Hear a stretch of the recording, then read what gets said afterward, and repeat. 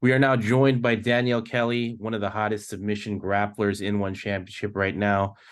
Danielle, you don't look particularly happy. What can you talk about what can you say about your performance? I mean, I'm proud of it. I'm literally 10, 15 pounds lighter than her. I agreed to fight at catch weight with her, and she's really good, strong. The rules were a little confusing because, I was engaging the whole time and she kept stepping away because she didn't want to, my ground game is better. But I knew what she kept doing because she kept getting that headlock with the armbar. But me and my coaches, we just kept drilling that position, putting myself in literally the same position that she's really good at. And, I kept trying to take her back. I kept attacking her neck. Yeah, I mean, I'm obviously disappointed. Like, I really tried to submit her, but, she's really strong and really good. But yeah, I mean, it was fun. All right, you mentioned the weight, right? That she obviously was the heavier fighter. That's why you had to accept this catch weight. But did she really have a strength advantage in there when you were grappling with her? What was it like to roll with her? Yeah, I mean, all my training partners, like, they're mostly heavier than me, but I feel like it's really different because you're in like the circle or the ring, and she fights, and I train with a lot of like MMA fighters, and they have like similar strengths, and her strength is her judo background, and every time she gets in that position, she's trained it like 100 times, so she was really able to just get there and just kind of just stay at her base. Yeah, I mean, she's really good at what she does, but I kept countering, I kept attacking her. So yeah, decision was decision. All right. So, Ayaka has this signature move. She calls it the Ayaka lock. And I know that, and in training, you mentioned before that you had prepared for that particular submission. She got you a couple of times in that position. How did it feel in there? Was she really good with it? How good of a grappler was Ayaka Miura? I've been drilling since my last sambo match. I've been drilling like a lot of armbar escapes and like locks like that. And she would go for it, but I think the most like annoying or I guess like hurting thing was she would squeeze my neck or my head. My arm's pretty flexible, so every time I just kept turning my elbow down, she would just kind of extend this or like in my elbow. But yeah, I think the only thing that was really annoying was my head was getting squeezed and like it was her hip and her arm on my head squeezing. So that wasn't fun. So I felt that a lot. But yeah, my arm was fine. I'm just really dead. All right. For a moment there, she did appear like she was almost gonna get the arm. So you say that that arm was safe. Yes. All right, good. So, that's definitely, in my opinion, I don't know if you share the same opinion, but that definitely looked like your toughest fight in one championship. Where would you rank Ayaka Miura among the opponents that you've faced so far? Um, I mean, I guess I rank her higher, but I guess I'm number one so far. Then May would be number two. They're both pretty tough. I mean, at least Yako is kind of engaging, not really, but May wasn't really engaging the first time. Yeah, I think out of the whole thing, I think the rules kind of shocked me because I kept being recited when I was engaging. All right, there's a huge difference in this one from your previous grappling matches in one championship. This one took place in the ring. Did that play a huge factor for you in this performance? I think the ring kind of helped because it was kind of bouncy, and whenever like she would get me in position and I would go against the ring, uh, I kind of just kept pushing my weight to the ring so I can try to get her back or a better position on her. But I know she's competed in the ring before, I don't know, once or twice, so I knew she had that experience over me. Yeah, talk about that ring for a moment now. That is one of the most iconic venues in Bangkok, in Thailand, in the whole of Thailand. How did it feel to compete in such a historic stadium? It was a great experience. I guess my first time here in Thailand and my first time competing in a ring, especially like for jiu-jitsu.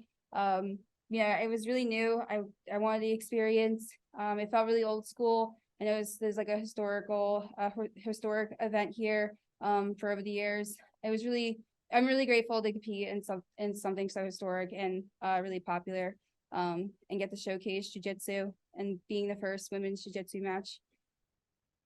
All right. And at the end there, Mitch Chilson asked you what you wanted next. You called for a title shot. Do you think after three victories in one championship, it's already time for you to inaugurate maybe an atomweight submission grappling world champion for one championship? Yes. I mean, if I'm gonna go for the title, I want it to be my weight class. I feel like I already had 3 matches under one championship, and I would like to see whoever I'm competing against. I don't know if they have already competed in one championship, or if it's a jiu-jitsu person, especially. I would like to see them compete once or maybe twice or once, just to have them get experience and we compete for the title. You mentioned an interesting name there for your post fight interview. Who put it on record? Who's next for you? Who do you want next? I mentioned Jessa just because I know she signed to one. I haven't seen her compete yet for one championship, so I would like to see that if we're gonna compete for the title. I had history with her like about 2 years ago, and I felt like I wasn't really 100%. And I feel like compete with other jiu-jitsu people. It's what I'm used to. We're more like flowy, and we're like the same weight. So I'm really motivated to get that because I've been working really hard to get that match and work hard on myself. You've been talking about matching up with Jessa in one championship for a while now. How important is it for you to get that one back? It's really important, and I want to prove myself that I've gotten better, and I just want to prove myself, and I want that one back. It's kind of like it's yeah. I mean, I don't know. I really want that one back. That's all I can say. And just prove myself that I belong here, and I'm gonna win that title. All right. A lot of people have also been talking about or have been, you know, interested to see you maybe possibly transition to MMA, but you did also mention that you wanted to be like perhaps like Gordon Ryan and grow BJJ further as opposed to MMA. What do you need to do in one championship to ensure that the sport of BJJ continues to grow? I think if I just keep performing my best and growing the sport, and the sport's getting popular, just like MMA, if it's as popular as MMA, I think I think a lot of the athletes can be well off or just compete in jiu-jitsu. As far as MMA talk, I've been just focusing on jiu-jitsu. I'm not pressured to do MMA right now. I think I want to accomplish something in jiu-jitsu first, put my name out there, and then I'll talk to my team, the coaches, whenever I want to fight. But right now, it's just jiu-jitsu. All right. Well, the future of submission grappling in one championship seems bright with huge names like Cade Rotolo, Ty Rotolo, and Danielle Kelly competing in the ranks.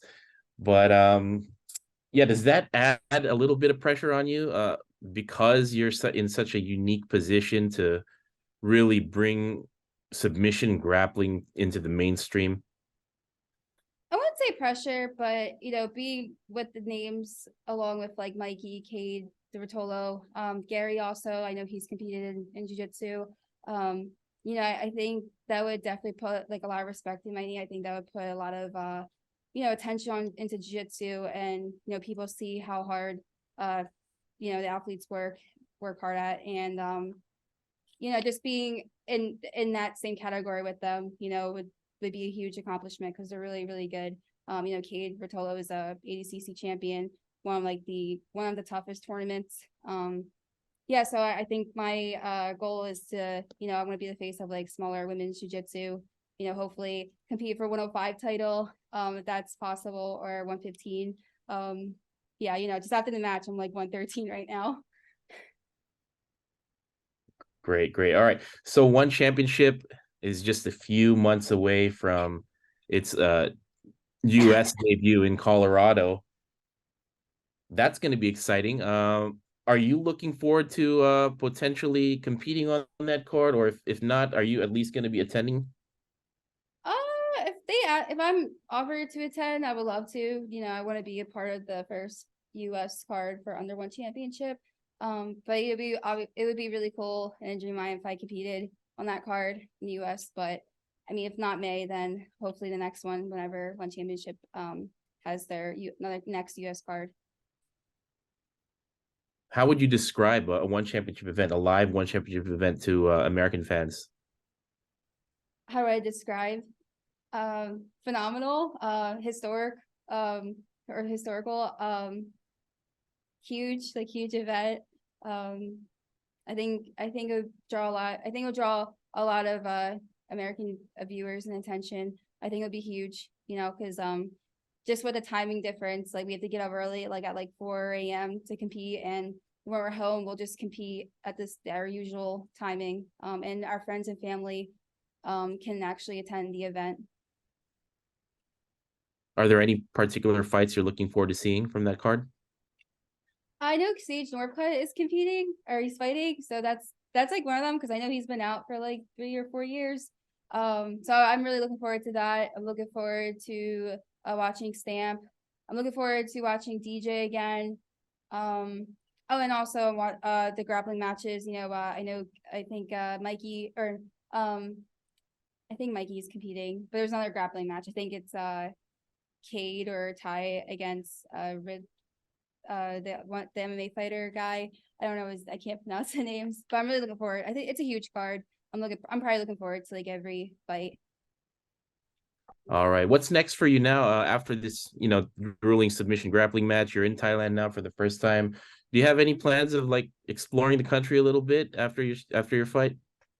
Definitely go back just to watch my match. You know, I like to study a little bit. Obviously I'm not too happy. Like I really try to go for the submission. So, you know, I'm gonna be kind of hard on myself, but I might go explore, but I have to go back to my hotel and pack and clean. And then I'm looking forward to going home to my dogs.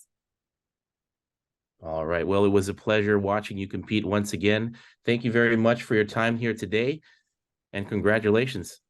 Thank you so much.